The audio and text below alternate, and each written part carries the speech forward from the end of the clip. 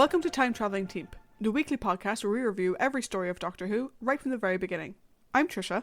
And I'm Paddy. Today we'll be journeying to the Wild West and joining our heroes as they take part in a seminal event from American history in the Gunfighters. We will be discussing the Doctor, the companions, the villains, and giving our thoughts on a score out of 5 for the story as a whole.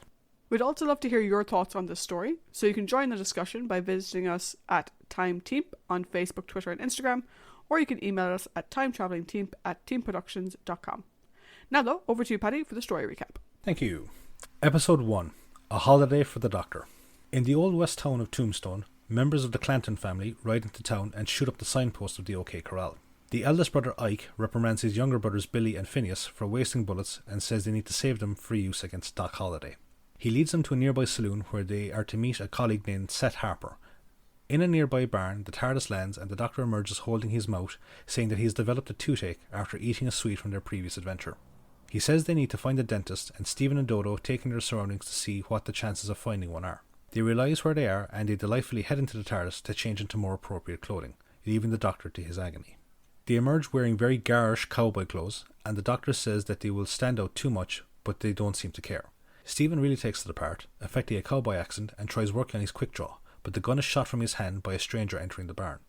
He introduces himself as Wyatt Earp, the famous marshal, and says that he will take them to jail for their own safety, lest Stephen's antics cause troubles with the Clantons. In the saloon, the Clantons meet with Seth, who is a volatile personality and takes offence to his nickname of Snake Eyes, and bring him into their vendetta against Holliday. They inform Seth that they are out to get revenge against Holliday because he killed their brother Reuben, but none of them have actually seen what he looks like. They only know his description as a well-dressed, cultured man who likes to drink and gamble, which is why they are waiting for him in the saloon. Their conversation is overheard by Charlie the bartender and Kate, one of the singers.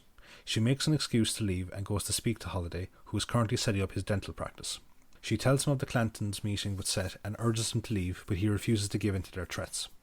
Their conversation is interrupted by Sheriff Bat Masterson, who tells Holliday that he is barred from all saloons in town due to his luck as a gambler being interpreted as cheating and thus being the cause of many gunfights. Holliday says that he is trying to go legitimate now and leaves with Kate. Not long after, Wyatt arrives with the travellers. The Doctor introduces himself as Dr. Caligari, and that he and his friends are travelling entertainers and that they have stopped in the town to visit a dentist. Wyatt suggests going to visit Holliday, and so the travellers depart, leaving him and Masterson to discuss the potential troubles with the Clantons. They arrive at the dental surgery, and the Doctor informs them that he had to come up with that cover story lest they be arrested for vagrancy. He is reluctant to go inside though due to the less advanced dental care of this age, but Stephen and Dodo usher him inside before they go to get rooms in a nearby hotel. Inside the surgery there is no sign of Holliday, but the Doctor hears noise coming from another room, and when he goes inside he accidentally interrupts Holliday and Kate as they canoodle. He apologises for not knocking and says he is here to get his tooth seen to, but is reluctant to proceed when he hears that he is Holliday's first customer. He decides to forego Holliday's options for anaesthetic, which is whiskey or a pistol whip to the head, and braces himself for the process. Back at the saloon, Kate's absence is felt when Billy Clanton resorts to shooting the bottles behind the bar for entertainment, but only succeeds in chasing the other patrons away. Moments later, Stephen and Dodo enter the saloon where they are ridiculed for their clothes. They ask Charlie for rooms and he hands them a registered sign that includes asking their occupation. He offers them employment at the saloon due to their cover story of Dodo being a pianist and Stephen being a singer, but they decline. As they pass the Clantons' table to go to their rooms, Stephen mentions that the Doctor would never forgive him if something happened to Dodo if she replaced the former saloon pianist who was shot. The Clantons hear this and assume that they are friends with Holliday. Their assumption is further increased when Dodo hands Charlie back the Doctor's room key and addresses him as such when they ask him for Charlie to give it to him when he arrives. Billy takes the register and begins to question the traveller's story when he notices that Stephen was wearing guns, which is unusual for a saloon singer. Ike sends Phineas to retrieve Stephen so he can't ambush them when the Doctor arrives, and then sends Seth to find Holliday and bring him to the saloon. Seth arrives at the surgery and mistakes the Doctor for Holliday due to their similar clothing style. The Doctor, assuming that he is being addressed when Seth says the word Doc, talks to him and declines the invitation to the saloon. Seth leaves but says that if he doesn't come, then he will come back with the Clantons. Holliday and Kate eavesdrop in the conversation and decide to use it to their advantage by giving the Doctor Holliday's monogrammed revolver and holster, and then they send him on his way. Back at the saloon, Seth comes back and informs the Clantons of finding Holliday, and confident his veiled threat work, informs them that he'll arrive shortly. Stephen and Dodo are brought down and are forced to perform for the Clantons while they wait for the Doctor to arrive, who is oblivious to the trap he is walking into. Episode 2. Don't Shoot the Pianist. In his dental surgery, Holliday contemplates what his new identity will be after Doc Holliday is killed by the Clantons. He calls out for Kate, but instead he finds a note saying that she has gone back to the saloon. In the saloon, Stephen and Dodo are forced to play the same song over and over again for entertainment of the Clantons. Kate comes back and re-establishes her position as the saloon singer, much to the delight of Stephen and Dodo. However, Dodo is sent away while Stephen is forced to play the piano for Kate. The Doctor arrives just as Kate finishes her performance.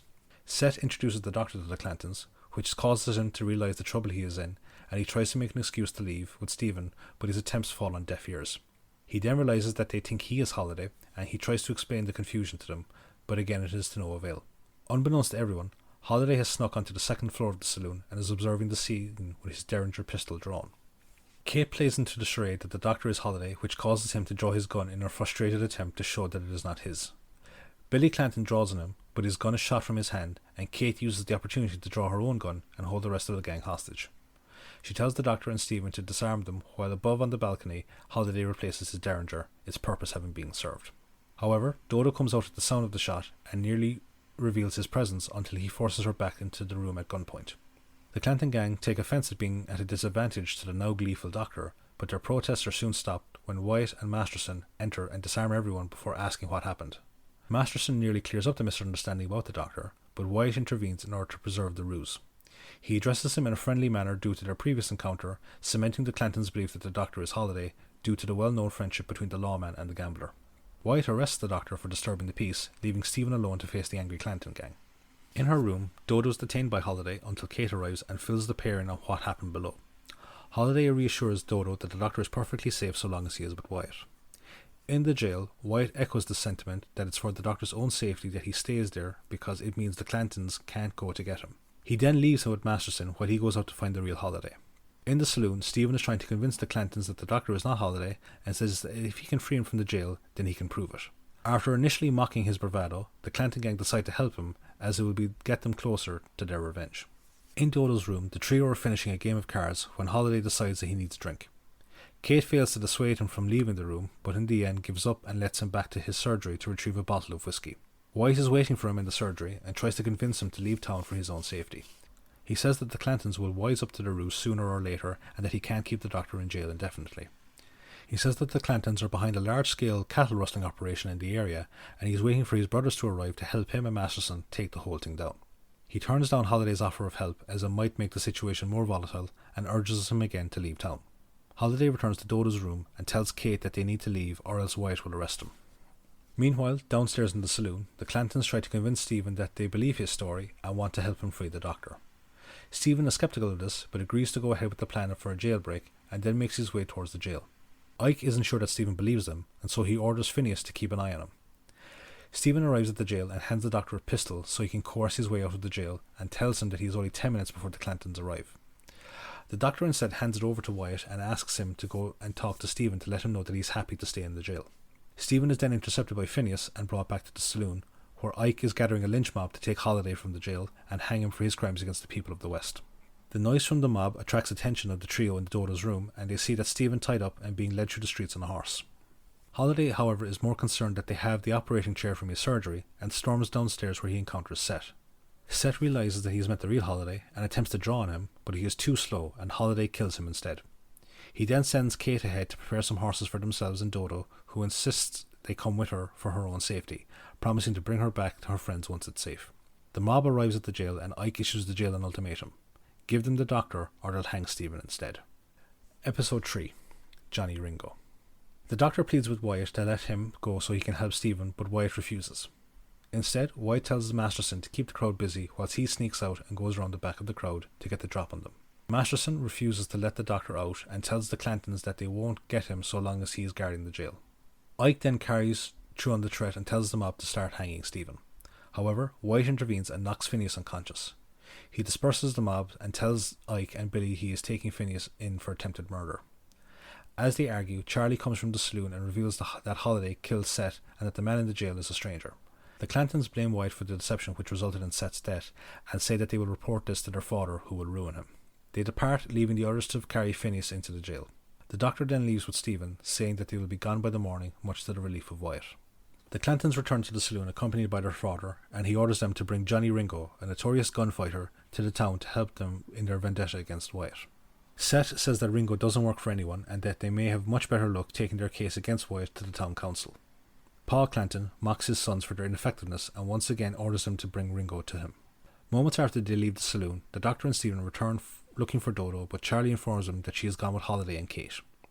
Stephen is worried that she may be in danger due to Holiday having killed Seth, but the Doctor says that she will be fine and that they will search for the trio in the morning. Later, Ringo arrives in town and is informed by Charlie of the Clantons' request. He turns it down, saying that he has his own business to attend to with Holiday, and Charlie promises not to tell anyone of Ringo's business in town, but Ringo shoots him anyway to keep him quiet. Dodo arrives at a hotel in a nearby township and listens to Holiday and Kate argue over the foreman's decision to stay close to Tombstone in case he needs to go back and help Wyatt in case things go sour. He also cites his promise to return Dodo to the others and then goes to get food for the ladies. However, en route he runs into an old acquaintance, which causes another gunfight, with Holiday again triumphing and taking the dead man's food back to the room. The following morning, Dodo asks Holiday to make good on his promise to her, but he says that he will take her back once he determines how safe it is. Dodo is annoyed at his answer and holds him at gunpoint, demanding that he take her back immediately. Holiday agrees and Dodo gratefully hands him back the gun. Kate comes in and Holiday tells her that he will take Dodo back to Tombstone and then return for her. He also reveals that he has had his derringer aimed at Dodo the whole time while she was holding the gun, causing her to faint. In the saloon, the Doctor and Stephen arrive downstairs to find Charlie dead and Ringo sitting at a table. He tells them that Holiday did the killing, causing them to ask him if he knows where he is as they are looking to retrieve Dodo. The Doctor suddenly recognises who they are talking to, but before he can say any more about it to Stephen, Ringo recruits him to help find Holiday, but warns him not to get in his way, as he will gladly kill him if it means killing Holiday. In jail, Wyatt's younger brother Warren arrives, informing them that he's been sent by their brother Morgan in his stead as he is occupied elsewhere. Warren says that their older brother Virgil is en route as well, but doesn't know when he will arrive. The Doctor arrives at the jail and tells them that Ringo has arrived and that Charlie is dead. Wyatt leaves Warren behind to guard Phineas whilst he and Masterson and the Doctor go to the saloon. Meanwhile, Ringo and Stephen arrive at the next township and begin their search for Holiday. They split up to cover more ground and Ringo notices Kate, who he once had a relationship with, and says that he wishes to pass on his congratulations for her upcoming marriage to Holiday. Kate lies and says that Holiday dumped her for Dodo and fled with her to New Mexico. Ringo then takes her as a hostage in order to lure Holiday back to Tombstone, where he can take his revenge on both of them. In jail, Phineas taunts Warren by saying that his brothers left him alone and that his own brothers would never do so. His taunts prove true when Ike and Billy arrive, getting the drop on Warren. They order him to release Phineas, but Billy shoots him when he goes for a gun instead. They release Phineas and flee before Wyatt returns to discover what they have done. Episode 4. The OK Corral. At the saloon, Wyatt, Masterson and the Doctor are discussing recent events as they investigate the murder scene. Masterson confirms it was likely Ringo that shot him as he views the Doctor to be harmless.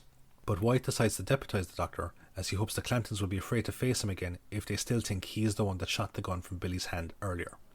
As they are talking, Wyatt's brother Virgil arrives and they decide to head back to the jail. At the jail, Warren is in critical condition as he tells his brothers what happened, but before they can send for a doctor, he dies. This is the last straw for Wyatt and he sends Virgil to the Clanton house to tell them to meet in the morning at the OK Corral. Masterson tries to intercede by reminding Wyatt it is his job to uphold the law, but Wyatt takes off his badge as he wants nothing but to get revenge for Warren's murder. At the Clanton house, the three brothers return and inform their father and the newly arrived Ringo of what they have done, but their father reprimands them, saying that things will come to a head now and that there is no turning back. Stephen meanwhile talks to Kate and says that he will try and escape to inform Holiday of where they are, but Kate says that he is just as likely to kill her as rescue her when she finds out that she is with Ringo. Virgil arrives and delivers the challenge to the Clantons. Stephen tries to leave with Virgil, but the Clantons stop him and they agree to the challenge. After Virgil leaves, Ringo comes out from hiding, having done so to keep his presence from the Earps a secret, and says that he will attack the Earps from behind whilst the Clantons distract them. In the jail, the Doctor is trying to convince Wyatt to stop the vendetta, but it is to no avail. Virgil returns and informs Wyatt that the Clantons have accepted the challenge, and he also tells the others that Stephen, Kate and Ringo are at the house, having seen the latter's horse outside. The Doctor comments that Wyatt and Virgil are completely outnumbered for the fight, but then Holiday arrives with Dodo, who happily reunites with the Doctor and offers his aid in the upcoming fight. Virgil is reluctant to use his help, as it would mean associating with an outlaw, but when he reveals that Kate is with Ringo, Holiday doesn't give him a choice. The Doctor refuses to take part in the fight and hands back his badge and gives Holiday his gun back. Holiday says that the odds won't be in their favour, and so he starts to plan how to overcome them, but he doesn't tell the others yet. Dodo and the Doctor return to the saloon, but he is agitated over the fact that Stephen is still in danger. Masterson arrives and asks the Doctor to go to speak to the Clantons and implore them to turn in their guns and await a fair trial in order to save them from being killed by Wyatt and the others. The Doctor agrees to be deputised again, as this will give him a chance to save Stephen. The Clantons and Ringo leave for the OK Corral, and the Doctor arrives shortly after and meets Paul Clanton. The Doctor grows frustrated that Paul won't see reason in order to save his sons, and informs him that Wyatt knows about Ringo and Holiday has also joined him. This fact gives Paul pause for thought, but he is too late to do anything. Meanwhile, the two groups make their way towards the OK Corral, and the Clantons start to shoot the minute they see the Earps. Holiday is skirting around the Clantons' position and doesn't notice Ringo sneaking up on him. Dodo arrives in time to call out a warning, but ends up getting taken hostage by Ringo. Ringo forces Holiday to throw down his gun, but Dodo breaks free as he tries to pick it up, and Holiday shoots him with his Derringer. Ringo dies, and Holiday sends Dodo off to safety whilst he goes to join the Earps. The gunfight soon ends, resulting in the death of all the Clantons. The travellers are accompanied to the TARDIS by Holiday and Kate, who inform them that they are leaving Tombstone due to a bounty being placed on Holiday's head by Masterson. Holiday gives a wanted poster to the Doctor as a souvenir, and everyone goes their separate ways. Later in the TARDIS, the travellers have changed into their normal clothes, and the Doctor announces that they have landed in the future during an era of peace and prosperity. They then make their way out of the TARDIS, failing to spot an approaching, savagely dressed figure on the external view screen. End of the story.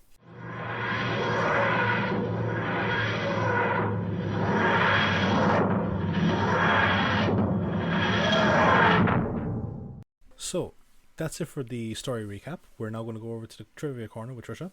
So, Trish, what have you got for us this week? Thank you, Paddington. The air date for this story was the 30th of April 1966 to the 21st of May 1966. The writer of the story is Donald Cotton. This is the second and last Doctor Who writing credit for Donald. We previously discussed his work in The Mythmakers. He also wrote the target novelisation for this story, The Mythmakers and the Romans. Donald passed away back in 1999. The director for the story is Rex Tucker.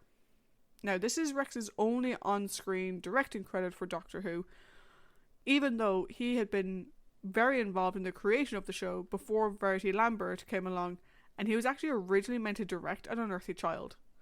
So, all of the initial work that Sidney Newman was doing before Verity came on, it was actually Rex Tucker who was working with him on all of that. And Rex was meant to direct the first episode, which obviously ended up being Morris Hussein, who did that at the end of the day. That's pretty cool. Tucker requested that his director's credit be removed from the closing roller caption of the OK Corral. This is because he had a disagreement with the producer, Ines Lloyd, over the editing of that episode. Peter Purves and William Hartnell apparently didn't get on very well with Tucker either, who it seems felt that this series was beneath him at this point. And he felt like the series that he had envisioned with Sydney originally was a much higher caliber than what the show had now become. So he was a little bit up his own arse, apparently. Rex passed away back in 1996. So this is the first and only full story of the original series to take place completely within the United States. Obviously in The Chase we had a couple of clips in the United States, but this is the first story to be completely set in the US, and it's the only story of the original run to be completely set in the US. Nice. This is also the first Doctor Who story to have a song written for it, specifically the Ballad of the Last Chance Saloon and Oh Sweet Suffering Jesus. Do I wish they hadn't done that? Paddy didn't include this in the summary because it's kind of hard to describe. Basically, there's a song that plays over the end of every scene, I want to say. Yeah, so every time something happens in it, the singer essentially sings what is just after occurring. For the entire fucking 4 episodes. Yeah. We will get more to that later. This is the same song that was performed by Peter Purves as Stephen in the show itself, but most of the song came from an off-screen performance by Linda Barron. So it's this voiceover singing the whole time. The whole time. This is the last story up until the 2005 relaunch of the show to actually have individually titled episodes. So Paddy no longer needs to remember to say episode something and the name of the episode. Yes, I can just go down to part 1. Yeah.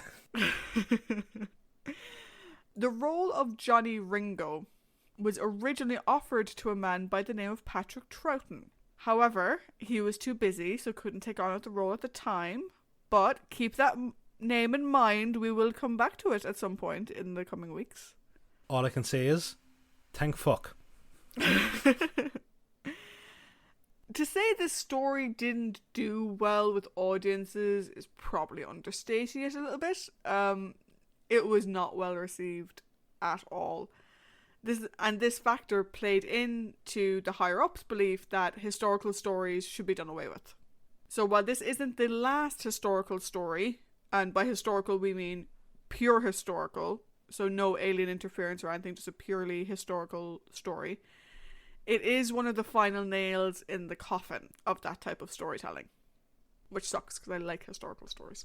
Yeah, historicals have been good. Like, we've had some fantastic historicals. Yeah. So on to our cast. Now, we have a fairly large cast. They're fairly involved throughout the story, so we're going to go through a large number of people. So, one thing to call out is that Rex Tucker originally wanted to cast American or Canadian actors as much as possible, but this actually proved to be quite difficult to do in reality. So, any of the English actors doing bad American accents, that wasn't what Tucker had intended. He'd wanted to get American or Canadian actors to fulfill those roles. And the accents sort of slip in and out as well, which isn't great. Yeah, but he tried. Yeah. Give him the benefit of the doubt. So, first of all, we have Doc Holliday, who is Anthony Jacobs. This is the only Doctor Who acting credit for Anthony. Outside of Who, his other acting credits include War and Peace, The Mill on the Floss, and Madame Bovary. Anthony's son is Matthew Jacobs, who some fans may know as the writer of the Doctor Who movie starring Paul McGann. Oh. Which was an interesting little fact that was documented. It is. Anthony passed away back in 1993. Okay, the Clanton brothers. This is the only Doctor Who acting credit for each of them. So we have Ike, Phineas, and Billy. Ike is played by William Herndl. He was also in Danger Man, Adam Adamant Lives, and the James Bond film Goldfinger. William passed away back in 2019. Phineas is played by Morris Good. He was in The Avengers, ding, Quatermass in the Pit, and Z-Cars. Ding ding. Double ding. Morris passed away back in 2013. Lastly, as Billy, we have David Cole. David, again, like we said, this is his only Doctor Who acting credit, but his other credits include Erebus, The Aftermath, Orlando, and again, Z-Cars. David passed away back in 2007. Kate Fisher is played by Sheena Marsh. Again, only Doctor Who acting credit for Sheena.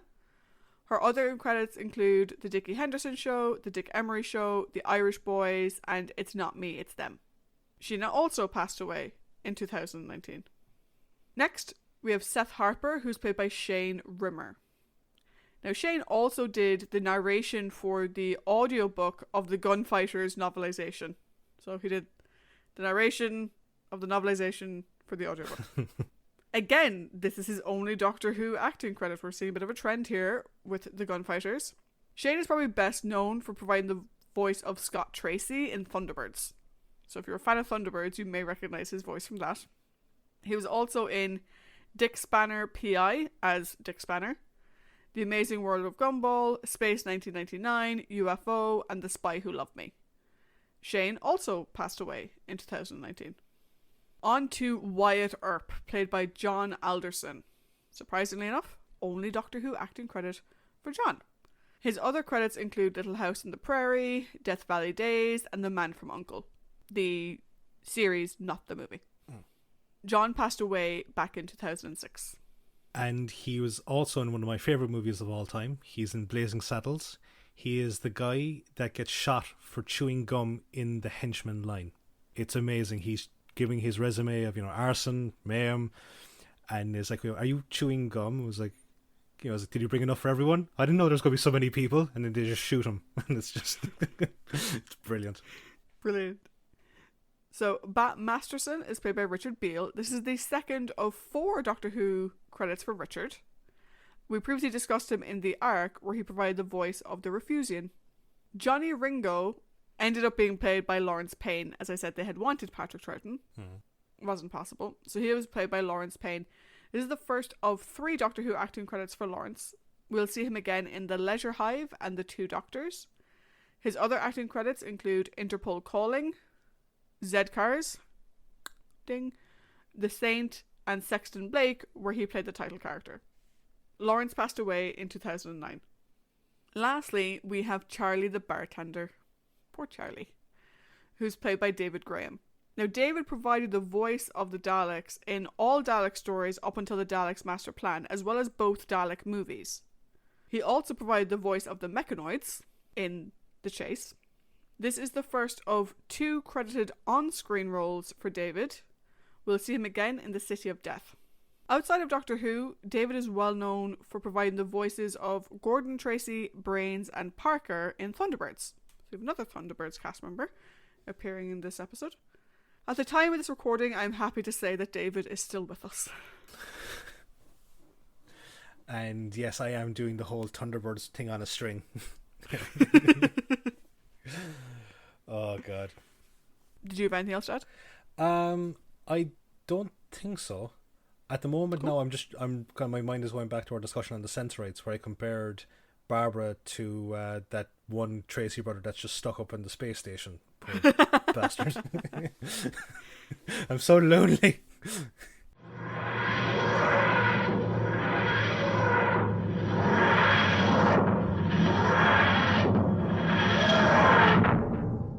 So that brings us to our character discussion, where we'll be discussing the Doctor, the companions, and the villains. Paddy, I will hand it over to you. What are your thoughts on the Doctor? Even the mightiest of time travelers can fall prey to the pains of a fucking toothache. Okay, I'm not going to lie, okay? And just to give people a bit of a heads up, William Hartnell, for me, is the only redeeming quality of this story. I would agree. Right.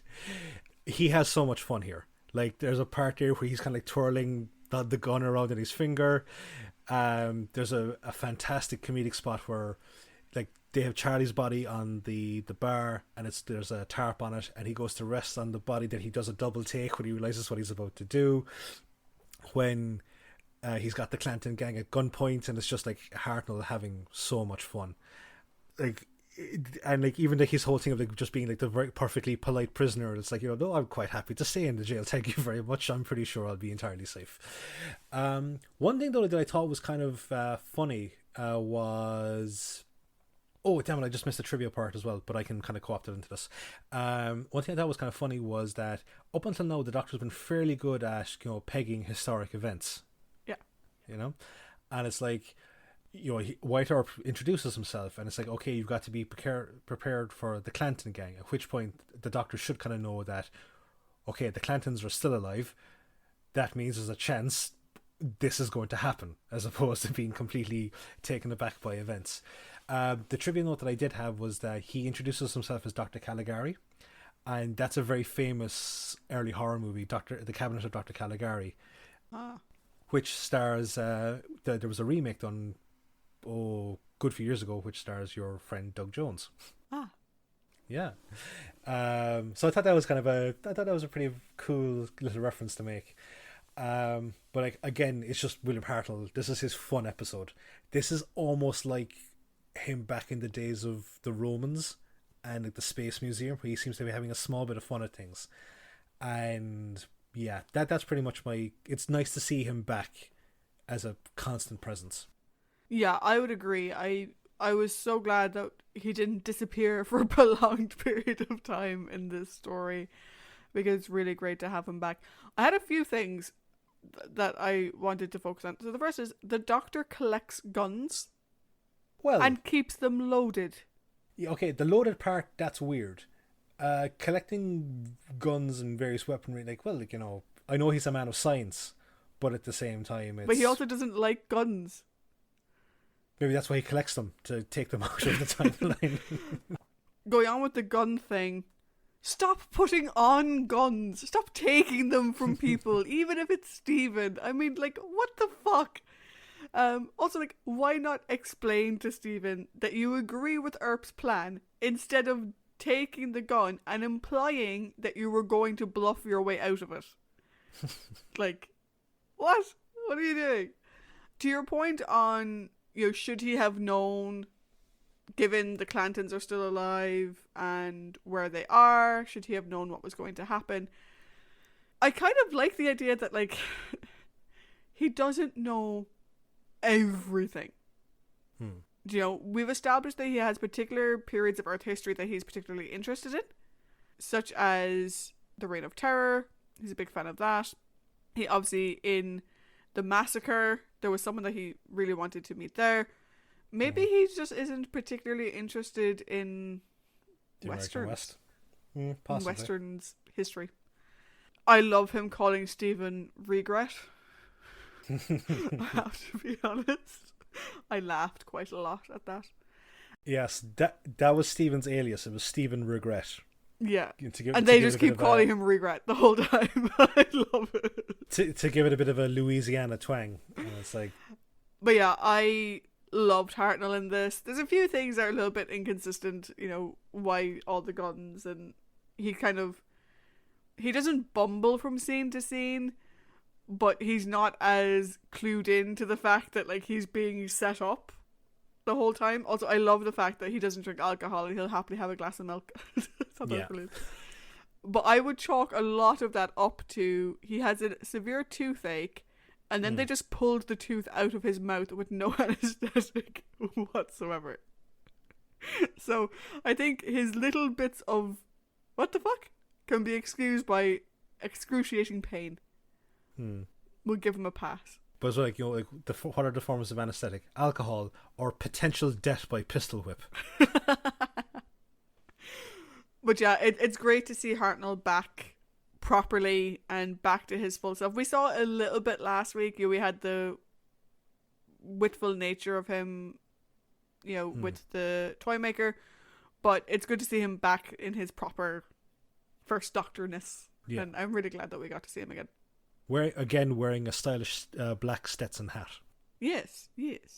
I love how, like, he sort of calls the guys on their costumes, which are, at least in Stephen's case, very over the top. But then when Dodo comes out with the hat, he's like, the hat doesn't really suit you. She's like, it's not for me, it's for you. And then he's like, oh, yeah, I get a hat. So, companions? Yeah. Let's do the man himself first. So, Stephen. Alright. We can't fucking take you anywhere, can we? Never play with guns, rule number 1. And don't carry them with you when you have no intention of using them. Okay, he dressed up in the outfit, which looks stupid. Go to Google, look at a picture, it looks horrific. He looks like... So the way that it is that... like, he looks like a dude. Like those, you know... Like a dude ranch. Absolutely. He's like Marty McFly in Back to the Future 3. Yeah. Actually, yeah, that's a good example. So not only did he put on this costume, which was very over the top, even the Doctor calls him on it, and the Doctor has worn some interesting clothing choices in the past. But he puts on a gun belt and puts guns in the gun belt. What are you doing? Have you learned nothing from the Doctor? Guns can kill people, they're not toys. And there's like the part where, like, there's a part where he fires the gun up into the air for emphasis, and he just succeeds in bringing a lot of plasterboard down his head. Yeah, like, he's such a fucking idiot. I think is my problem. Like, and this is the bit that I don't understand about Stephen, and it was kind of okay back in the Time Meddler time of his time in the TARDIS, but Stephen was a space pilot, maybe, or at least he worked on a spaceship in some capacity before he was stranded on Mechanus for 2 years, right? When we find him, he's bearded up, he's clearly, you know, he's a young man. So my question is, Stephen, are you a boy or are you a man? Because sometimes he behaves like a child in his naivety and his gullibleness and just the stupid shit that he does without thinking things through. So is Stephen meant to be a boy or is he meant to be a man? Because he can't be both. Yeah, no, like, I think he's meant to be a man, but he just has this, like, I'm getting so frustrated every week, just having the same conversation. Like, it's like it's just the same thing over and over and over again. Now I know that we kind of had very similar conversations about Barbara and Ian, but on the more positive side of things. But there would always seem to be something new that would crop up in each story, and no, it was minuscule.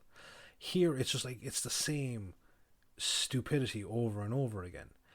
And like, this is the thing now, right, is that okay, so I didn't realize this until like Trish sent me a message last night, and like there was some niggling aspect of, other than the fact that Stephen's clothes look ridiculous, there was some niggling aspect. And what it is that when Dodo comes out, Dodo is like from like the 1960s period, in which case like westerns were a really big thing, and they had kind of moved into a bit more, for the time, realistic fashion sense.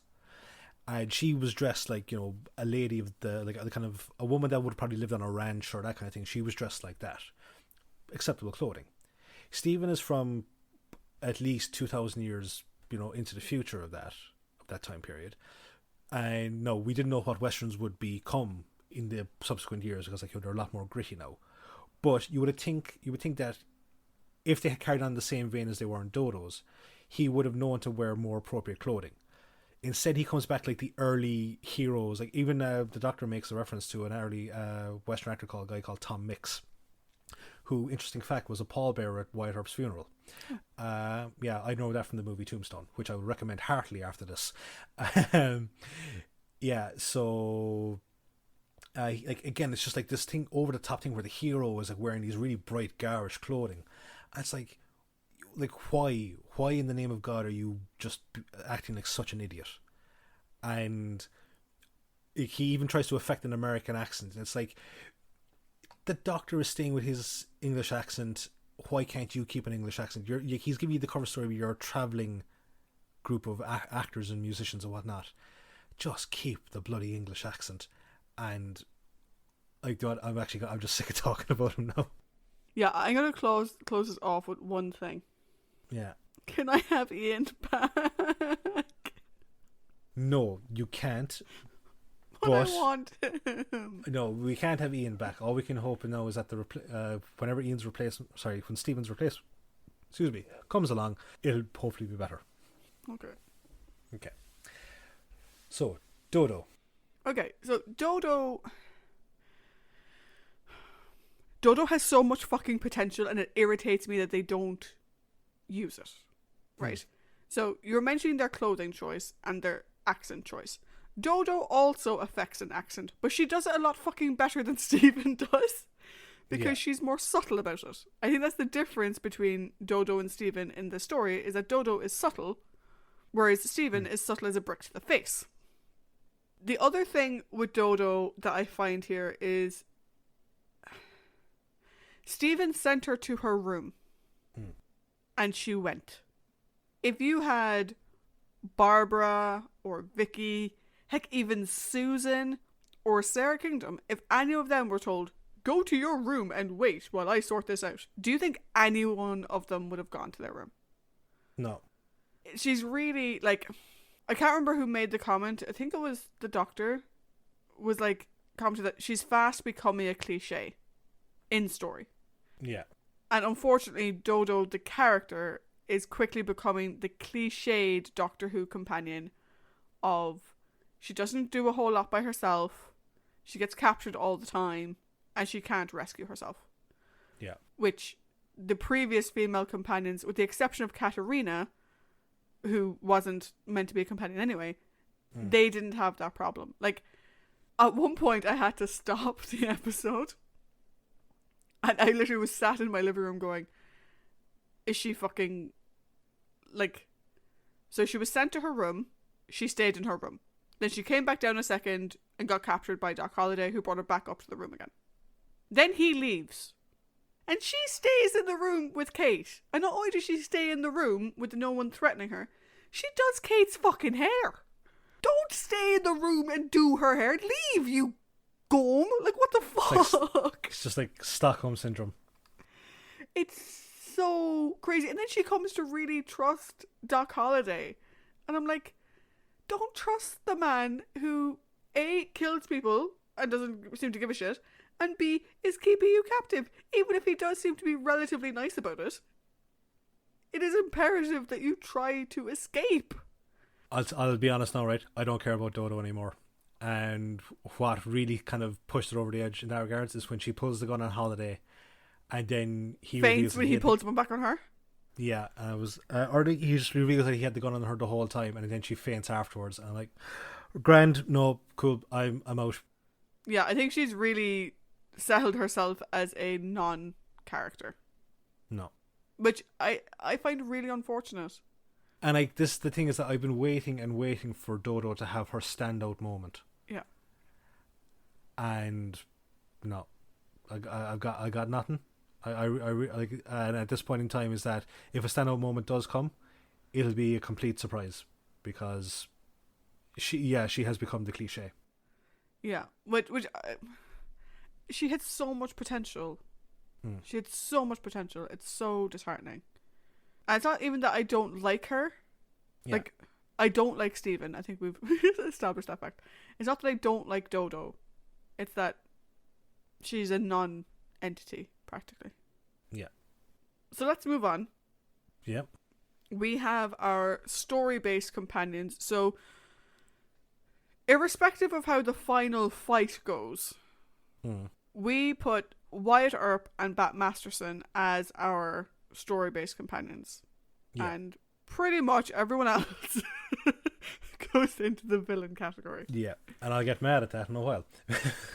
Hey, you're the one who said it. No, absolutely. See, this is the thing, right? The way that it normally works is that I think we've kind of established this before, is that I'll review the episodes ahead of time. Yeah. And then I'll put down who I think are the heroes and who I think are the villains. And we've had, like, I think one disagreement was Marco Polo way back in the beginning times, before the Empire. Our disagreement over Marco Polo, of his positioning there. And then I think most recently on the Massacre as to should the Queen Mother have been portrayed as a villain, Marshal Tanave, should he have been portrayed as a villain or a historical figure. Yeah. So, whereas with this now, it's like, this is the first time where I think I've put someone that is normally portrayed as a hero, a bit of a rogue, but is normally a hero. And I just kind of go, no, fuck it, you're a villain. So that's why I'm mad. I'm mad at the fact that I had to do that. Oh, okay. It was the same with Odysseus in The Mythmakers. Yeah. But anyway, Wyatt Earp. Well, yeah, so let's start with Wyatt Earp. I'm going to tell you something, just in all honesty. I have very little notes on the rest of these characters because I found them so fucking bland and uninteresting. Wyatt Earp seems nice enough. He wants to avoid a dust-up that could only make things worse. The question I have is, if he knew that Holiday killed the Clanton's brother, why is he protecting him? So, this is the thing that this story could have been done so much better. It could have been so much better. And it's not really done a whole lot, is that Wyatt Earp and Doc Holliday have like a really storied friendship in Western history. So much so that there's a thing called the Earp Vendetta Ride. It's where the Clantons were actually part of a much bigger faction, and they struck back after the OK Corral. They struck back against the Earp family, and I think they killed his brother Morgan, or they killed one of the brothers, and so Wyatt went off to get revenge, and Doc Holliday was a part of that group. Like they have like an amazing friendship, that type of thing. So that's why he's protecting him. But the fact that Holiday is a villain in this, it's just the way he's portrayed is like, it's making you wonder, why are you protecting him? As opposed to being a rogue, Holiday is, I think we're kind of skipping ahead here. I think we're going to mishmash, but it's weird. But the relationship that they had in real life or in most stories isn't really portrayed well here. So there's a lot of character questions that come in. Yeah, but that was my main thing with Earp, is that he seems to want what's best for everybody, and he explains to the Doctor, look, I'm gonna lock you up. They're gonna think you're him. Then he'll go away. We'll tell them that you're not, and it'll avoid everything. And the Doctor plays along with it. He's like, yeah, cool, that's fine. I understand where you're coming from, but that sort of for the greater good type character doesn't work when they're undermining the greater good in that one instance. And obviously at the end, he has the turnabout where obviously his brother gets killed and he goes complete fucking vendetta, which you don't really see developed character-wise up until this point, but you can kind of forgive because it's his brother. Yeah, because like the way that Wyatt's portrayed is he's portrayed as like a very devout man of faith because he keeps like making references to the Bible and all this type of stuff. So the turn is pretty much just because the brother died. Yeah. And I suppose that's maybe felt by the other person that we've put down as a, and again there's very few notes on this guy from my end, is Bat Masterson. Like he's very rigid when it comes to the law, and I was wondering at the end, you know, when he puts the bounty on Holiday, is it a bit of a dick move? Because like, you know, Holiday came back and he helped save Virgil and Wyatt. I think, like, for me, Bat is very much the now see here now, Yeah. you know, type sheriff. You know, where it's you follow the fucking law or you get out. And that seems to be very much his thing. Though he's happy to go along with Earp's plan to avoid obviously greater bloodshed and whatever, he is very much, this is the letter of the law. It's why he says to Earp, he's like, I can't help you with this. If you do this, you can't call yourself a lawman anymore. You're overstepping and I can't be a part of it. So I think him putting out the bounty on Holiday is, hey, guess what? Yeah. It doesn't matter what good turn you did for your buddy. These people were also trying to kill you, and this is a very selfish act anyway. And you did wrong, so bounty on you because you're not a good person, at least in this telling of it. So, the villains. Yeah, so if we start with the Clanton gang, which is the 3 Clanton brothers and Seth. Yeah. We just lump him in with them. I didn't know which one was which.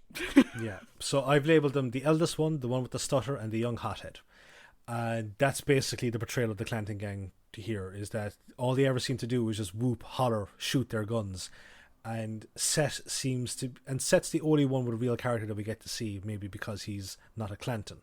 And like, it's kind of clear that they rely more on their name, you know, like to strike terror, than their actual skills with guns. Because like their father just treats them like the Three Stooges. And yeah, so like it was, you're never waiting for them to get the upper hand, you're just waiting for them to eventually meet their fate, you know? Yeah, they're a very sort of like stereotypical bumbling gang that you might see, you know?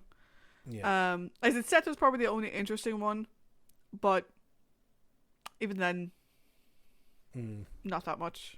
And then he's replaced by Johnny Ringo, who is like, he seems like the only credible threat in the whole story. Yeah, I mean, if we do Johnny Ringo next, just to keep this going. So I agree with you on that he's the only credible threat. And like, the thing is now is that as opposed to being a gunfighter, he comes across more like a calculating killer. And like, his showdown, like, or his death at the hands of Holiday, like, again, it just seems completely off pace. It felt like they should have had like an actual proper in the middle of the street dust up without Dodo getting in the way, you know? Yeah. Although again, Dodo being a caring individual, but helping the guy who kept her captive for 2 days. Stockholm Syndrome. Yeah, I think Johnny Ringo, for me, like, there are no games with him. He doesn't care who you are. He doesn't care if you're armed or not. If you're in his way, you're dead. End of. And it's interesting that because even though he only appears in the last 2 episodes, he's really kind of billed as like the main villain. Yeah. Even though he's only in 2 episodes. But in terms of like someone who could actually hurt, like realistically hurt our heroes, he's probably the only one that you'd be genuinely concerned about. Yeah. Okay. Then we have Doc Holliday and Kate. Yes. So we do Kate first and then Doc? Yeah. Okay, so the things we do for love. Like, yeah. I was like, I'm just asking the question now, right? It's probably the lazy writing. I would call it lazy writing. Is that like, why would you put an innocent man's life at risk for a guy that at times treats you so shit? Like, it's established that Holiday stole Kate. Well, stole Kate from Ringo. Yeah. But then he doesn't treat her like a girlfriend or a fiance. He just treats her like A piece of ass on the side. Yeah, like a booty call, like, and it's like, and I know like that she's the saloon singer, and like, in most Western saloon singers they have this kind of coquettish type thing about them, but then she has like a heart to heart with Dodo, and it's like, I honestly don't know. The thing I find with Kate is that she's very much out for herself. Yeah. She is a three-dimensional person in that she does have feelings. She's not just a complete vindictive bitch the whole time. She does have feelings of her own. But she is very much out for herself, and she's happy to play whatever fiddle is needed to get what she wants. It's almost like she needs a bit of a meal ticket. Yeah. She also, like, like, she went to set up the doctor. This man she doesn't even fucking know. And then, obviously, I don't know whether it was part of it or not, she tries to get him out of it at the end. Do you know? Like, when she goes into the saloon later on, and she's like, why do you have this boy singing? Like, I should be the one singing. And, like, she sort of tries to then guide the doctor along. Obviously, you're buying into the whole he's really Doc Holliday, but also, like, making sure that they don't kill him, by sort of telling him what to do. But it's just like, she's so fucking weird, is the only way to describe it. But again, the important thing to bear in mind with her is that she thinks she's going to marry Doc Holliday. Yeah. I don't see that ever happening. But also, her previous romantic relationship was Johnny Ringo. This woman does not have the best choice in men. No. She does not. Which you maybe like it's a fundamental character flaw for her. But see, like, again, it comes down to the different portrayals of the characters, like, because Kate is an actual real person. She's based on a real individual. And the only other time I've ever seen this individual portrayed is in Tombstone, where she's kind of like, it's almost like an inverse. She's more like Holiday is in this story. Yeah. In Tombstone. And yeah, so like, will we just move on to Doc Holliday? Yeah. You prick. You utterly selfish, utterly selfish, horrible prick. And like, I might have put this down to I've gotten way too used to seeing Doc Holliday portrayed as like the gentleman rogue. But I kind of made with Odysseus, like, Odysseus again is usually portrayed as the great hero, whereas in the Mythmakers he's portrayed as a brute. And I thought that was an interesting way about going about this. With Doc Holliday, it's like Doc Holliday is usually portrayed with a bit of an ego about him, or a self-assuredness. This guy is just a douchebag. The first two words I've written down for Doc Holliday, and you get this from pretty much his first scene. He's a total chancer. Yeah. Do you know? Throwing other people under a bus to protect his own skin, playing all these different fiddles, trying to get what he wants. Oh yeah, well, I'm going to be respectable now. And all this kind of bullshit. Which is fine if that's the way you want to portray the character as a chancer, then that's fine, and you can have him be the, not quite the charming rogue, but just a rogue. You can make that character choice for him if you want to. But he also has caught the infectious dumb of this story. Why take Dodo with you? Why? Like, what possible reason is there to take Dodo with you? What is that going to accomplish other than draw people to come after you, you fucking idiot? Like, just leave her there. She's fine. She can't tell them where you're going. She doesn't fucking know. Yeah. Why take a hostage that you are then going to be like, I really should take her back, actually. She'll be my excuse to go back. Is that the only reason? And I'm like, what the fuck? So yeah, he caught the dumb. But the thing is, like, as well, like even at the end when he comes back, like, it's entirely self-serving. I think like that, he says about, oh, I promise Wyatt. It's like, no, I think you're just It's because Johnny Ringo took your girl that you want to go back. That's it. And it's like that's all it is. Like, you have a chance to eliminate them, and like Ringo and the Clantons in one fell swoop and just cover your own ass. And it's like, no, and like I think at this point in time Doc Holliday had TB. So I was just like, after this portrayal, fuck it, good. Oh, and an honorable mention to the real villain of the piece, that fucking singer. I kept I just really wanted at some point for Wyatt or the Doctor or someone to look off camera and just say shut up, at which point you see a piano player and the singer just kind of going, well, sorry. I'll get to it in my overall, but fuck me. And you know what the worst is? That song has been stuck in my fucking head for days. And it'll never leave now. No, it won't. Bastards.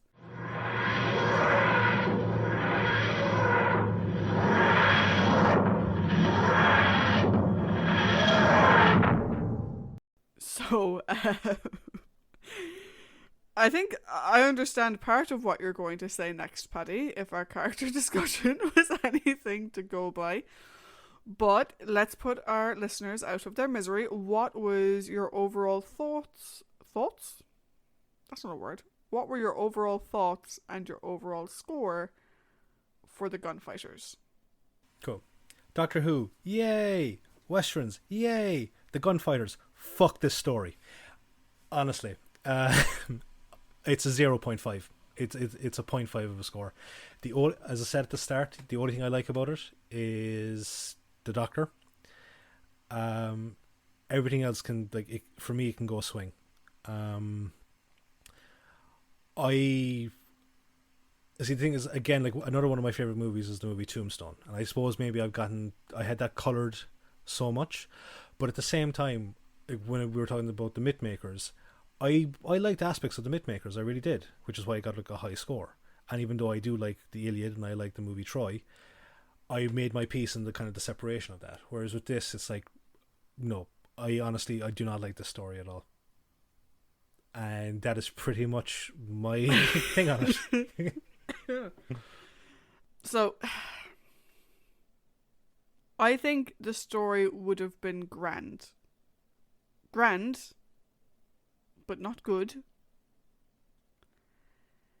If you removed the fucking song. The song made... using it as part of the intro, like when the Clantons first walk in. Okay, interesting choice. You just have the little song playing over the top. That's interesting.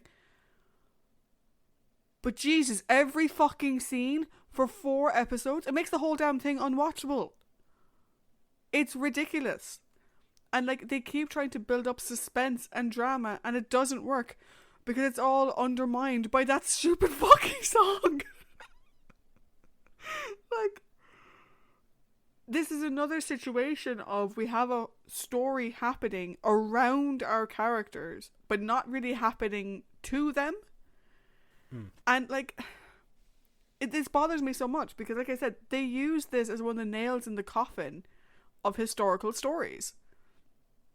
And while I wasn't a fan of the massacre, you were saying that the historical aspect of that was actually quite interesting, do you know? I wasn't a fan of the massacre personally, but what happened to historic stories like the Aztecs, the Crusade, Marco Polo, the Romans? Really fun, engaging historical stories to watch. And instead, we get fucking Stephen looking like he fell out of a fucking costume shop, singing that he's in the Last Chance fucking saloon. It's horrific. I have never in my life wanted to give back a Doctor. I paid for this fucking thing. I bought this story on DVD and I want my money back because this was the biggest pile of shit. Saying that, I said to myself, I didn't go as low as you did. Okay. I think the only reason though is it's not that I'm not a fan of Westerns. I have no love or hate for Westerns. So for me, this wasn't them fucking up a Western. It was just another story. You know, I'm not anyway pushed one way or the other. But I gave it a 1. No, that's fair. And the only reason it got a 1 is because Hartnell is back to being Hartnell, which I have missed this season. And that gave it a 1 because I was so happy for that. But that is the only thing that saved it in any way, shape, or form. And if anyone wants to buy my copy of the Gunfighters, please fucking reach out to me, because I can't believe I wasted money on this fucking shit story. So, I think with that in mind, that's a good point to wrap up the episode. Yeah. Join us next week. We'll be following the TARDIS crew on their next adventure in the Savages. And crossing my fucking fingers is better than this shit. Until next time, guys. Bye. Bye.